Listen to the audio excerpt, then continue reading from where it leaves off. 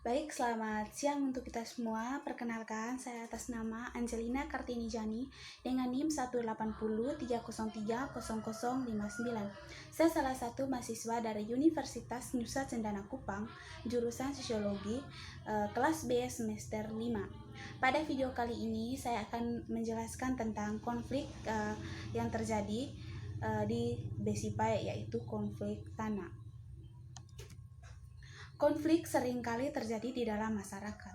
Hal tersebut biasanya disebabkan oleh adanya perbedaan pemahaman antara dua pihak atau lebih dan karena adanya perbedaan kebutuhan salah satu pihak.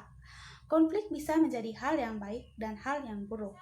Terkadang apabila dalam suatu konflik terjadi provokasi yang berlebihan, maka dapat menyebabkan terjadinya perselisihan.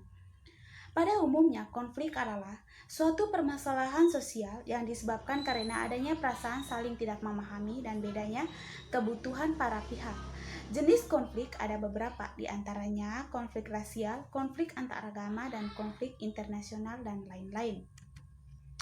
Konflik yang dapat memicu perkelahian adalah konflik provokasi atau salah satu pemahamannya terhadap suatu kalimat yang diucapkan sehingga dapat terjadi aksi protes atau perkelahian.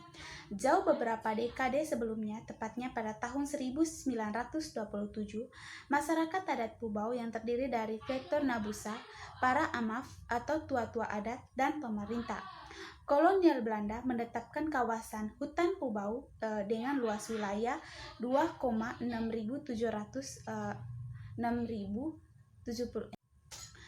Konflik yang dapat memicu perkelahian adalah karena adanya provokasi atau salah paham terhadap suatu kalimat yang diucapkan, sehingga dapat terjadi aksi protes atau perkelahian.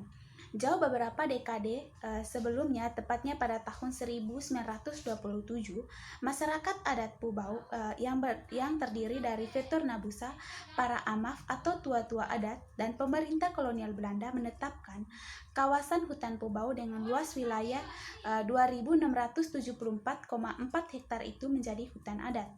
Tujuan dari penetapan hutan adat Pubao ini untuk melindungi satwa liar, tanaman obat-obatan, pohon, dan tali-tali hutan.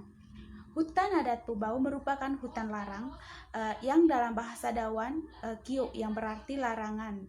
Sejak itu, masyarakat adat Pubao melarang siapa saja yang melakukan aktivitas penebangan, perburuan, dan aktivitas ilegal lainnya di dalam kawasan hutan tersebut.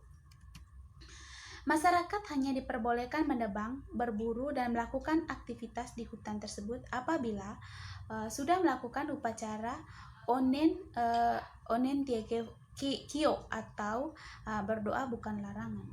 Pada tahun 1982,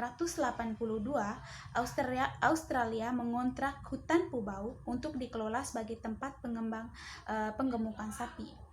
Kontrak yang dilakukan oleh pemerintah Australia bersama masyarakat adat Pubao berlangsung 5 tahun, dari tahun 1982 sampai tahun 1987. Setelah masa kontrak selesai, pemerintah Australia menyerahkan kembali hutan tersebut kepada pemerintah Indonesia karena kerjasama antara negara dan masyarakat adat Pubao sebagai pemilik hutan adat. Pada tahun 1987, tanah ini kemudian dikontrakkan lagi oleh Dinas Peternakan Provinsi Nusa Tenggara Timur selama 25 tahun, dari tahun 1987 sampai tahun 2012.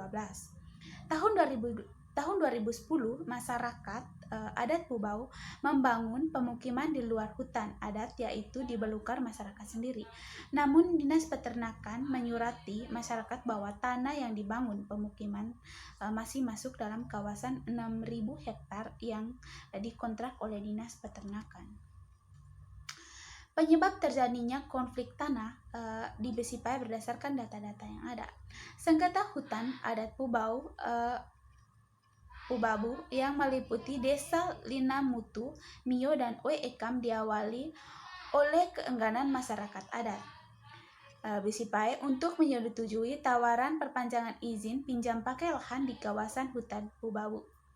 Ahmad Bumi, kuasa hukum masyarakat adat Besipai, menjelaskan konflik lahan bermula pada tahun 1982 ketika pemerintah dan Australia bekerja sama dalam peternakan dan penggemukan sapi dengan meminjam lahan masyarakat adat. Setelah kontrak selesai, pengelolaan lahan itu semestinya dikembalikan ke masyarakat adat. Dalam perjalanan tahun menahu ceritanya, tiba-tiba lahan itu sudah disertifikasi hak pakai dan luasnya tidak tanggung-tanggung 3.700 hektar, jelas Ahmad. Tujuan dari penetapan hutan adat Pubau ini untuk melindungi satwa liar, tanaman obat-obatan, pohon, dan tali-tali hutan. Hutan Pubau merupakan hutan larang dalam bahasa Dawan Kio yang berarti larangan.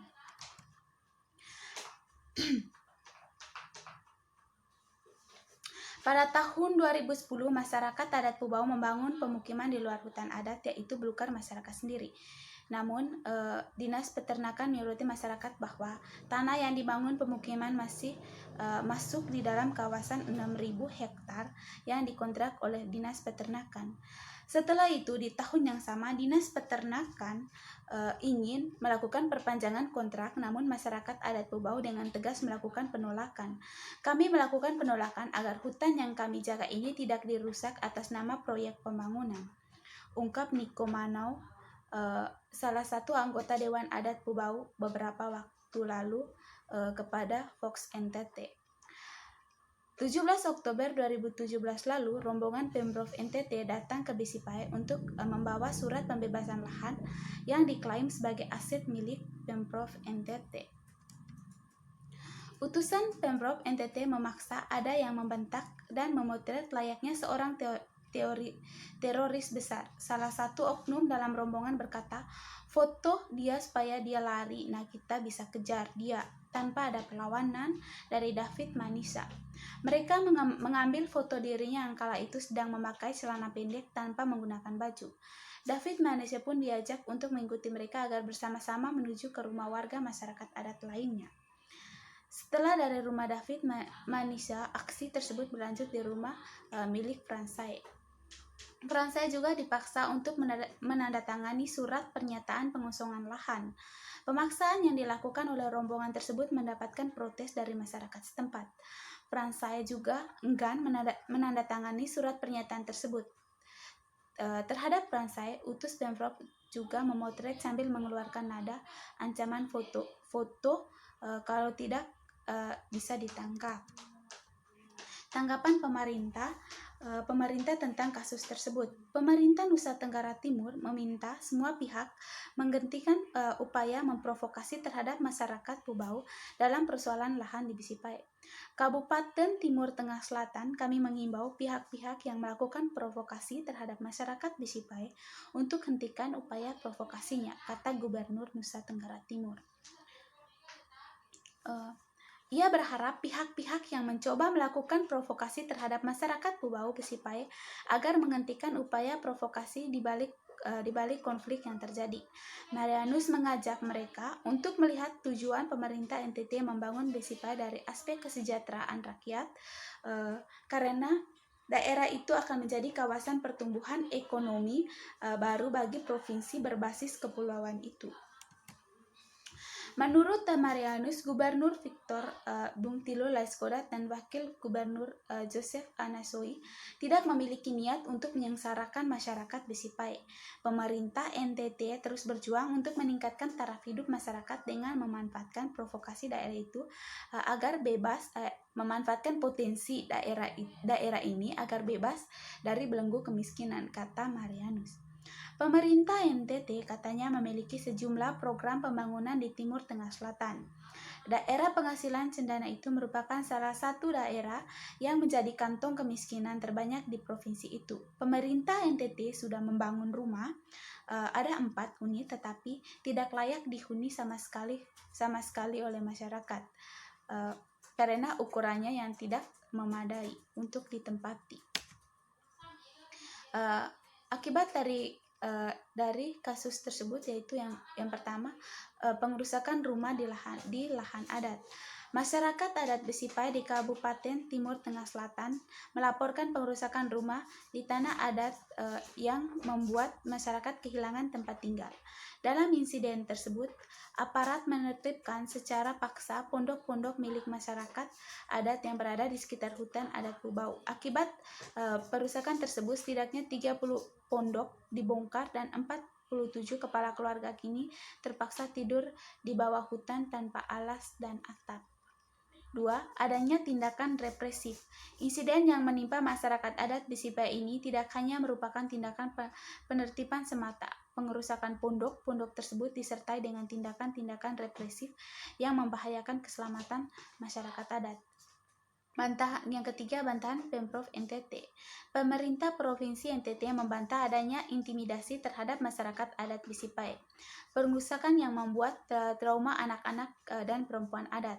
Besipai tersebut ditangkap pemerintah Provinsi NTT sebagai efek kejut upaya pengerusakan terhadap dianggap sebagai bentuk penegasan pemerintah kepada masyarakat terkait pemanfaatan lahan seluas 3.700 hektar. Menurut Pemprov, lahan tersebut akan dimanfaatkan sebagai lahan peternakan, perkebunan, dan pariwisata. Yang keempat, menimbulkan kekecaman. Tindakan tersebut menimbulkan kekecaman dari berbagai kalangan. Salah satunya adalah Wahana Lingkungan Hidup Indonesia. Melalui akun Twitter, mengecam tindakan represif yang dilakukan pemerintah Provinsi NTT. Wakil Ketua MPR Hidayanur Wahid juga menyayangkan kasus kekerasan tersebut jika benar-benar terjadi seperti yang diterbitkan media.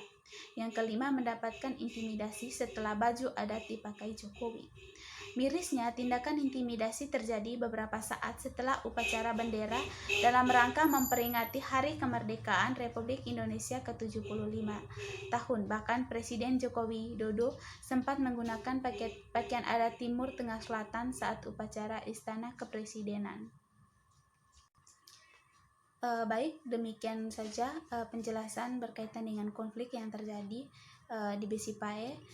Semoga dapat menambah pengetahuan dan wawasan kita sekitar kasus yang terjadi beberapa bulan yang lalu. Baik, sekian dan terima kasih.